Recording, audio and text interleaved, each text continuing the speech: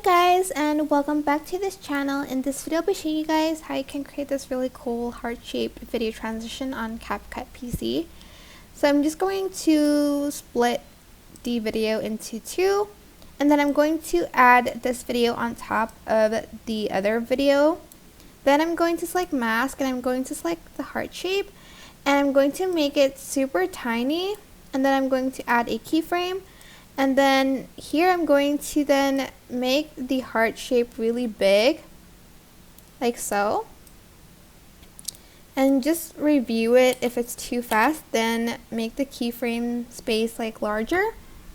And then I'm also going to add a like pink video background to it. You can add any background you want, but I'm just going to choose this one.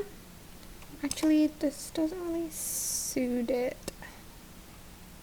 So maybe like this one. Okay, and you can again add any background you like, but that is pretty much it really. I hope this tutorial was helpful for you guys. Don't forget to like, comment, share, and also subscribe to this channel if you haven't done that already.